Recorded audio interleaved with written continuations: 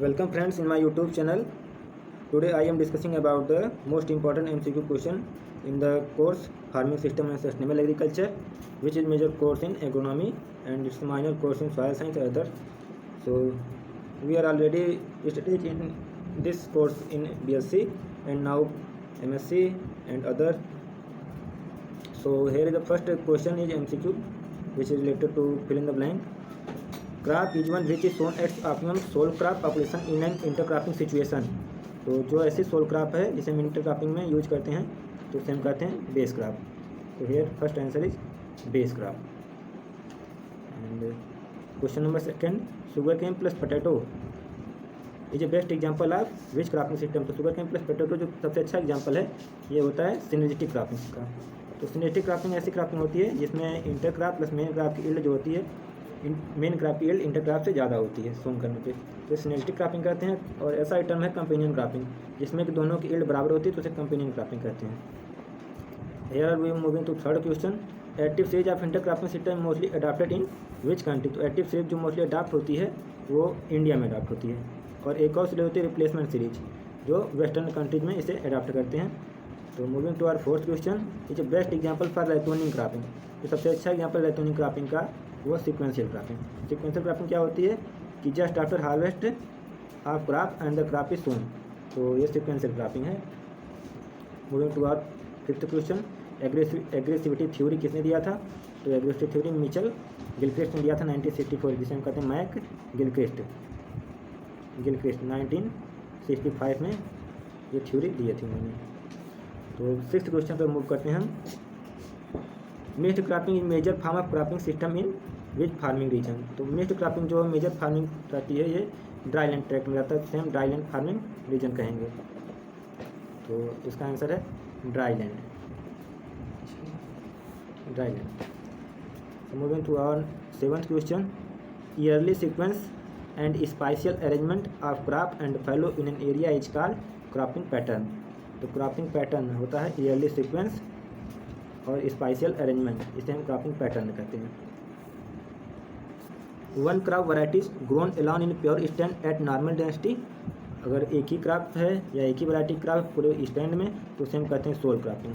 तो this is answer ninth is sole cropping. Question number 8 था ये, नाइन्थ पे आते हैं हम। Is second crop planted between the row of base crop with a view to obtain style with intercrop without comparing the main crop field. तो ऐसे cropping को हम इंटरक्रॉपिंग कहते हैं। नाइन्थ में जो आएगा वो आएगा इंटरक्रॉपिंग। 10th क्वेश्चन को मूव करते हैं, cropping is the yield of both crop are higher than their of pure crop on unit area basis. तो यूनिट एरिया बेसिस पे जो हम होता है इसमें प्योर क्रॉप की हायर यील्ड रहती है तो इसे हम सिनर्जिस्टिक क्रॉपिंग करते हैं। तो ये कौन सा है, अभी हमने पिछला दो नंबर क्वेश्चन डिस्कस किया था, एग्जाम्पल था शुगर केन प्लस पोटैटो, तो इसका एग्जाम्पल हो जाएगा सिनर्जिस्टिक क्रॉपिंग, सिनर्जिस्टिक क्रॉपिंग हो जाएगा।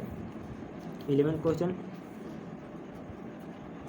इन the series of intercropping both crop are called component crop. तो दो सीरीज होती है इंटरक्रॉपिंग की, एक एक्टिव सीरीज होती है एक रिप्लेसमेंट सीरीज होती है। तो एक्टिव सीरीज में जो होती है एक मेन क्रॉप होती है एक इंटरक्रॉप होती है, बट रिप्लेसमेंट सीरीज में जो होता है दोनों क्रॉप कंपोनेंट क्रॉप है, ना कोई क्रॉप इंटरक्रॉप होती है ना कोई क्रॉप मेन क्रॉप होती है। तो रिप्लेसमेंट सीरीज में बोथ क्रॉप में कंपोनेंट क्रॉप।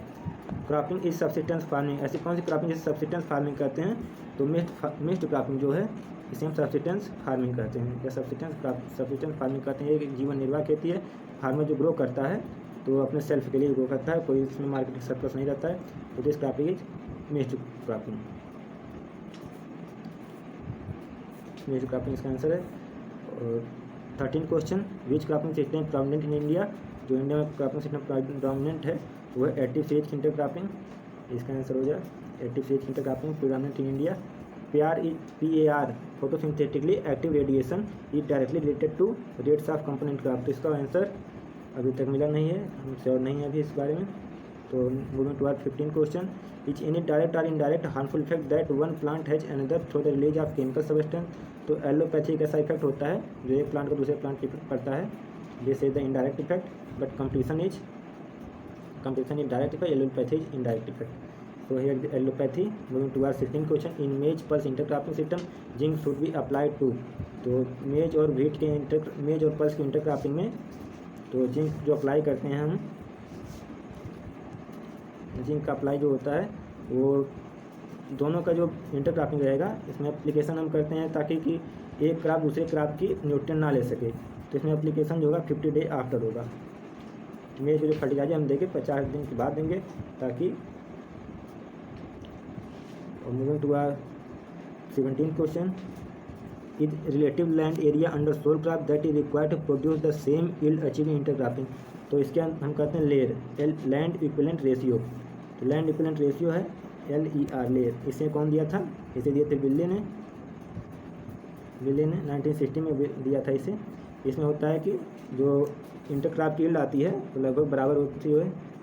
अगर ज़्यादा होता है तो उसे बेनिफिशियल कहते हैं, कम होता है तो उसे निगेटिव मतलब डिसएडवांटेज हो जाता है। और अपने अगले क्वेश्चन बढ़ते हैं। RCC रिलेटिव क्राउडिंग कोएफिशिएंट जो दिया था वो दिया था डीविट ने RCC दिया था डीविट। तो ये क्वेश्चन पूछे जाते हैं कि अपने सिस्टम एनालिसिस जो हैं कि लेयर कौन दिया था, RCC कौन दिया था, एग्रेसिविटी किसने दिया था, कंपटीशन रेशियो किसने दिया था, ये सारे क्वेश्चन पूछे जाते हैं। Relative crowding this question 19th question, give a simple measure of relative competitiveness of the component crop. इसका क्वेश्चन हमें भी पता नहीं से, आपको अगर आता हुआ कमेंट बॉक्स में रिप्लाई दीजिएगा। और हम 20 क्वेश्चन रिमूव करते हैं। The farm on which at least from 10 to 49% income is found from livestock. तो ऐसे क्रॉप ऐसे इंटरप्राइजेज जिसमें 50% से कम का हमें एडवांटेज होता है, तो ऐसे क्रॉप हम डाइवर्सिफाइड फार्मिंग करते हैं। इसमें जो एक रहता है इसकी यील्ड जो होती है 50% से कम रहती है, और बाकी सब अदर इंटरप्राइजेज यूज करते हैं। जबकि जो एक स्पेशलाइज्ड फार्मिंग रहती है उसमें हम एक मेजर इंटरप्राइज जो रहता है उसकी वैल्यू 50% से ज़्यादा रहती है। 50% से ज़्यादा वैल्यू रहेगी तो उसे हम स्पेशलाइज्ड फार्मिंग कहेंगे, और 50% से कम रहेगी वैल्यू तो उसे हम डाइवर्सिफाइड कहेंगे, और उसे स्पेशलाइज्ड फार्मिंग कहेंगे। तो there is 20 question which we discuss in. तो दोस्तों अभी आपने देखा कि fill in the blank complete हुआ। तो अब हम मूव करते हैं नेक्स्ट सेक्शन पर जो हमारा MCQ वाला पोर्शन है। तो MCQ के हम पहले क्वेश्चन पर इसका डिस्कस करने जा रहे हैं। पहला क्वेश्चन है leguminous plants capable to absorb more. तो लेग्यूमिनस प्लांट्स जो होते हैं वो कौन सा एलिमेंट ज़्यादा एब्जॉर्ब कर पाते हैं? पोटेशियम, कैल्शियम या बोथ इनकरेक्ट। ठीक है, तो इसका जो करेक्ट आंसर हो जाएगा वो पोटेशियम और कैल्शियम दोनों। तो करेक्ट ऑप्शन सी हो जाएगा। लेग्यूमिनस प्लांट जो होते हैं वो दोनों एलिमेंट्स को एब्जॉर्ब करते हैं। ठीक है, तो हम अपने नेक्स्ट क्वेश्चन पर मूव करते हैं। तो हमारा नेक्स्ट क्वेश्चन है sequential cropping would be more appropriate to. तो जो सिक्वेंशियल क्रॉपिंग है वो ज़्यादा अप्रोप्रिएट होता है किसमें? मिक्स्ड क्रॉपिंग में। तो इसका करेक्ट आंसर ऑप्शन बी हो जाएगा mixed cropping. Sequential cropping more appropriate mixed cropping. ठीक है, तो नेक्स्ट क्वेश्चन पर चलते हैं। The following cropping system is followed when annual rainfall is less than 750 mm। तो जहाँ पर लेस दैन 750 mm रेनफॉल होता है उसको ड्राई फार्मिंग कहते हैं। तो ये क्रॉपिंग सिस्टम कहाँ पर फॉलो होता है? तो ये इंटर क्रॉपिंग इसमें फॉलो होता है। ठीक है, तो इसका करेक्ट ऑप्शन सी हो जाएगा इंटर क्रॉपिंग। अब हम अपने नेक्स्ट क्वेश्चन पर बढ़ते हैं। हमारा नेक्स्ट क्वेश्चन है ए best example of parallel cropping. तो पैरेलल क्रॉपिंग का जो बेस्ट एग्जाम्पल है वो क्या है? तो इसका जो करेक्ट आंसर हो जाएगा ब्लैक ग्राम विथ मेज हो जाएगा। ठीक है, तो पैरेलल क्रॉपिंग का जो बेस्ट एग्जांपल है ब्लैक ग्राम विथ मेज। तो नेक्स्ट क्वेश्चन पर चलते हैं। Multi storage cropping system is best example of.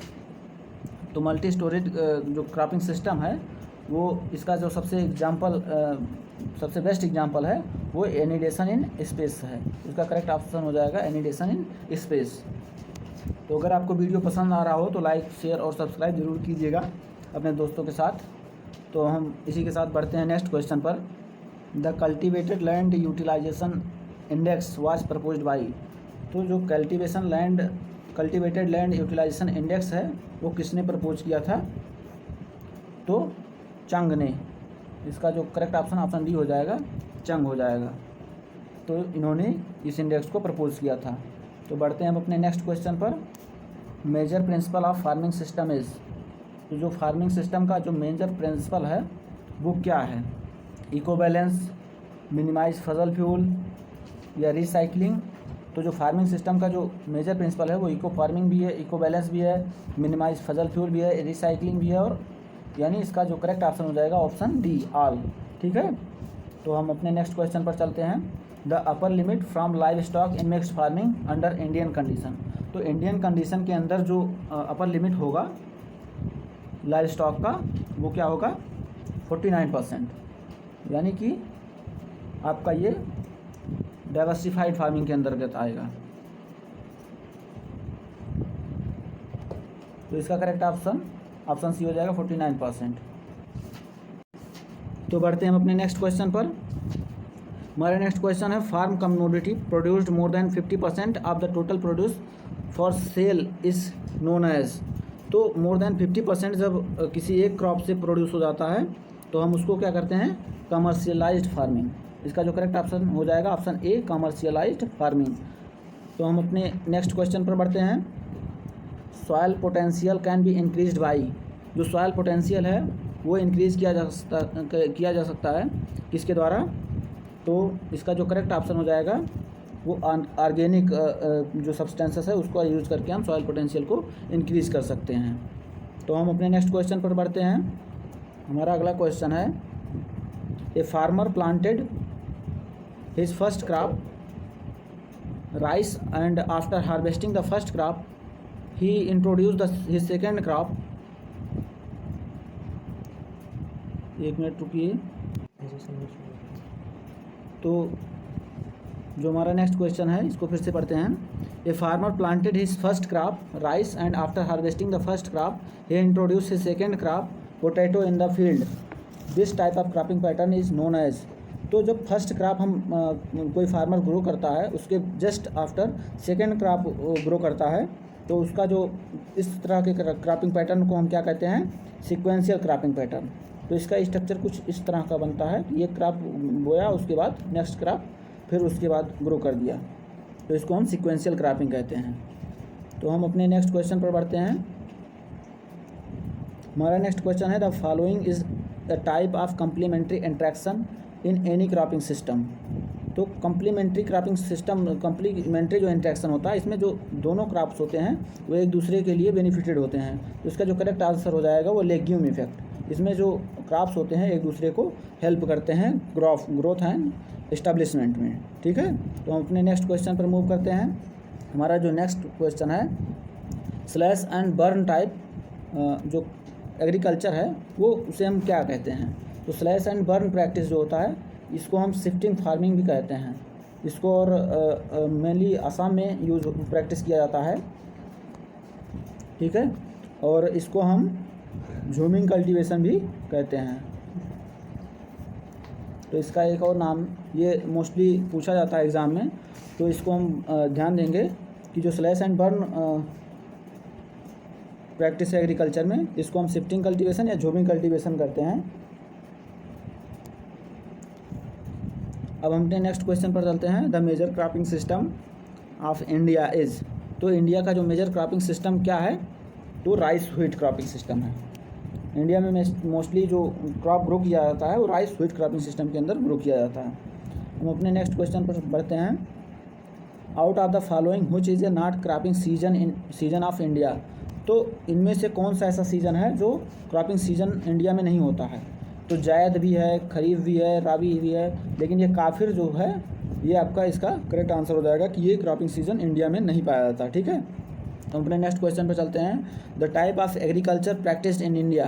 तो इंडिया में कौन से प्रकार का जो एग्रीकल्चर है वो प्रैक्टिस किया जाता है। तो इसका जो करेक्ट आंसर हो जाएगा, तो इसमें पूछा गया है कि किस टाइप का जो एग्रीकल्चर है वो इंडिया में प्रैक्टिस किया जाता है। तो इसका जो करेक्ट आंसर हो जाएगा वो एक्सटेंसिव फार्मिंग। एक्सटेंसिव फार्मिंग क्या होता है कि इसमें जो एरिया होता है वो स्मॉल है होता है। ठीक है, और इसमें जो इनपुट होते हैं वो भी स्मॉल ही यूज़ किए जाते हैं। तो इसका जो करेक्ट आंसर हो जाएगा वो एक्सटेंसिव फार्मिंग हो जाएगा। तो नेक्स्ट क्वेश्चन पर हम बढ़ते हैं। Cropping pattern arranged in an area is. तो क्रॉपिंग पैटर्न में क्या क्या अरेंज होता है। ठीक है, तो इसका जो करेक्ट आंसर हो जाएगा yearly sequence and spatial arrangement, यानी correct answer both A and B हो जाएगा। तो जो इसका इसमें क्रॉपिंग पैटर्न में होता है ईयरली सीक्वेंस भी होता है और स्पेस का भी, जहाँ पर क्रॉपिंग ईयरली सीक्वेंस टाइम और स्पेस दोनों हो तो उसको हम क्रॉपिंग पैटर्न कहते हैं, ठीक है। तो इसका जो करेक्ट आंसर हो जाएगा बोथ ए एंड बी हो जाएगा। हम नेक्स्ट क्वेश्चन पर चलते हैं। Continuous production of one and same crop year after year और सीजन आफ्टर सीजन इज। तो अगर हम कोई एक ही क्रॉप ईयर आफ्टर ईयर या सीजन आफ्टर सीजन ग्रो करते हैं तो उस तरह की क्रॉपिंग को हम क्या करेंगे, मोनोक्रॉपिंग कहेंगे, ठीक है। तो इसका जो करेक्ट आंसर हो जाएगा मोनोक्रॉपिंग। सॉरी, इसमें देखिएगा जो मोनोक्रॉपिंग है वो क्या होता है कि इसमें मोनोक्रॉपिंग में एक ही क्रॉप एक ही साल में ग्रो किया जाता है तो उसको मोनोक्रॉपिंग कहते हैं, जिसका जो करेक्ट आंसर हो जाएगा मोनोकल्चर होगा, ठीक है। इसको आप करेक्ट कर लीजिएगा कि अगर कोई क्रॉप एक ही सीजन दर सीजन एक ही क्रॉप ग्रो किया जा रहा है या हर साल सीजन दर सीजन ग्रो किया जा रहा है तो उसको मोनोकल्चर कहेंगे। इसका करेक्ट आंसर मोनोकल्चर हो जाएगा, ठीक है। मोनोक्रॉपिंग क्या होता है, मोनोक्रॉपिंग में एक ही क्रॉप पूरे सीजन में पूरे साल भर में ग्रो की जाती है तो उस तरह की क्रॉपिंग को मोनोक्रॉपिंग कहते हैं, ठीक है। बढ़ते हैं हम अपने नेक्स्ट क्वेश्चन पर। Suitable ratio of groundnut plus red ग्राम। तो ग्राउंडनट और रेड ग्राम का जो सुटेबल रेशियो होता है वो क्या होता है, 7:1, ठीक है। कहीं कहीं बुक्स में 6:1 होता है, तो यहाँ पर जो दिया गया है इसके जो अप्रॉक्सीमेट ऑप्शन वो 7:1 करेक्ट होगा, ठीक है। तो ग्राउंडनट और रेड ग्राम का अगर हम इंटरक्रॉपिंग करते हैं तो इसका जो सुटेबल रेशियो होगा वो 7:1 होगा, ठीक है। तो हम नेक्स्ट क्वेश्चन पर बढ़ते हैं। that is planted are shown as its optimum sole crop population in an intercropping situation, ठीक है। तो कौन सा जो क्रॉप है वो सोल क्रॉप के बीच में ग्रो किया जाता है इंटरक्रॉपिंग सिस्टम में, तो इसका जो करेक्ट ऑप्शन हो जाएगा वो बेस क्रॉप हो जाएगा। बेस क्रॉप जो होता है इंटरक्रॉप के रूप में ग्रो किया जाता है सोल क्रॉप के रूप में, ठीक है। तो ये रहे हमारे आज का सेशन का मोस्ट ऑब्जेक्टिव MCQs, और ये आपके मिड टर्म एग्ज़ाम और फाइनल एग्ज़ाम के अलावा आपके अदर कॉम्पिटिटिव एग्ज़ाम्स में भी बहुत ज़्यादा हेल्पफुल है। तो इसको आप अच्छे से पढ़िएगा, ठीक है। और आप इसको अधिक से अधिक शेयर कीजिए अपने दोस्तों के साथ ताकि और अधिक से अधिक लोगों को इसका लाभ मिले, तो ठीक है। तो फ्रेंड्स, अब हम अपने नेक्स्ट सेक्शन पर मूव करते हैं। नेक्स्ट सेक्शन है मैच ऑफ द फॉलोइंग। तो ये कभी कभी मिड टर्म एग्ज़ाम में पूछा जाता है और ख़ासकर JRF एग्ज़ाम में पूछा जाता है, तो ये भी कभी कभी एग्ज़ाम में बहुत ज़्यादा हेल्पफुल होता है। तो इसको आइए हम एक 1 बाय 1 करके देखते हैं। तो सबसे पहले है इसमें स्पेशलाइज्ड फार्मिंग। स्पेशलाइज्ड फार्मिंग क्या होता है कि जब मोर देन 50% इनकम एक ही क्रॉप से होता है तो उसको हम स्पेशलाइज्ड यानी स्पेशल फार्मिंग, किसी एक क्रॉप का जो है इसमें स्पेशलाइजेशन होता है, ठीक है। और सेकंड है डाइवर्सिफाइड फार्मिंग। डाइवर्सिफाइड फार्मिंग में क्या होता है कि इसमें जो फैमिली की नीड होती है वो फुलफ़िल की जाती है, तो इसमें लेस देन 50% इनकम होता है फ्रॉम सिंगल क्रॉप। किसी एक सिंगल क्रॉप से 50% इनकम से अधिक नहीं हो सकती है, लेस देन हमेशा 50% ही होगा, ठीक है। मिक्स्ड फार्मिंग में क्या होता है कि मिक्स्ड फार्मिंग में क्रॉप के साथ अगर लाइव स्टॉक हम कर रहे हैं तो इसको हम मिक्स्ड फार्मिंग में इंक्लूड करेंगे, ठीक है। अब रेंचिंग क्या होता है, रेंचिंग में क्या होता है कि जहाँ पर ऐसे लैंड जहाँ पर हम ऐसे क्रॉप ग्रो किए जाते हैं जहाँ पर पशुओं को चराने के लिए, जहाँ पर ग्रेजिंग पर्पज़ के लिए हम लैंड को छोड़ते हैं उसको हम रेंचिंग बोलते हैं। तो यहाँ पे क्रॉप ग्रो नहीं किया जाता है, इसको हम ग्रेजिंग पर्पज़ के लिए यूज़ करते हैं तो उसको हम रेंचिंग करते हैं, ठीक है। ड्राई फार्मिंग क्या होता है कि लेस दैन 750 mm रेनफॉल यहाँ पर होता है, वहाँ पे ड्राई फार्मिंग करते हैं। ड्राई फार्मिंग का जो एग्जांपल है वो मिक्स्ड फार्मिंग है, ठीक है। तो ये आपका एक मैच ऑफ द फॉलोइंग हो गया जो कभी कभी एग्जाम में पूछा था, इससे जो है आपका MCQ में भी कभी कभी क्वेश्चन पूछ लिया जाता है। तो हम नेक्स्ट MCQ को मैच ऑफ द फॉलोइंग पर पढ़ते हैं। तो इसमें क्या पूछा गया है, कंपटीशन रेशियो किसने दिया था, तो ये दिया था विले एंड राव ने। कंपटीशन रेशियो विले और राव ने दिया था, ठीक है। और हमारे नेक्स्ट है एग्रेसिविटी। तो एग्रेसिविटी किसने दिया था, MC गिलक्रिस्ट ने दिया था। एग्रेसिविटी गिलक्रिस्ट साहब ने दिया था, एग्रेसिविटी गिलक्रिस्ट ने दिया था, ठीक है। तो ये आप याद रखिएगा साइंटिस्ट के नेम। और ये रिलेटिव क्राउडिंग कोफिशिएंट, इसको हम RCC भी बोलते हैं शॉर्ट फॉर्म में, तो कहीं पे लिखा रहे तो कन्फ्यूज मत होइएगा। तो रिलेटिव क्राउडिंग कोफिशिएंट इसको किसने दिया था, तो डेविड ने दिया था, J ऑप्शन। तो डेविड ने रिलेटिव क्राउडिंग कोफिशिएंट दिया था, ठीक है। तो नेक्स्ट पर हम चलते हैं, रिलेटिव यील्ड टोटल किसने दिया था, डेविड एंड वांडेबर्ग ने दिया था, डेविड एंड वांडेबर्ग ने दिया था रिलेटिव यील्ड टोटल, ठीक है।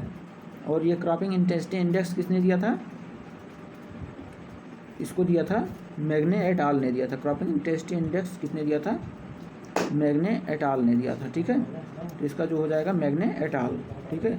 तो ये आपके लिए एक बहुत ही सुंदर सेशन लाया गया था और आप इसको अच्छे से पढ़िएगा और अपने एग्ज़ाम को अच्छे से दीजिएगा और इससे आप अधिक से अधिक लाभ मिले तो अपने दोस्तों के साथ शेयर कीजिएगा। ये चैनल खासकर कॉम्पिटिटिव एग्ज़ाम्स और जो सेमेस्टर एग्ज़ाम्स है इन सब के लिए बनाया गया है। और कॉम्पिटिटिव एग्ज़ाम जैसे ICR, BHU, JRF, SRF इन सब के लिए बनाया गया है, ठीक है। तो अधिक से अधिक शेयर कीजिएगा, लाइक कीजिएगा और अगर कोई भी आपको डाउट है तो कमेंट सेक्शन में आप पूछ सकते हैं, ठीक है। धन्यवाद, जय हिंद।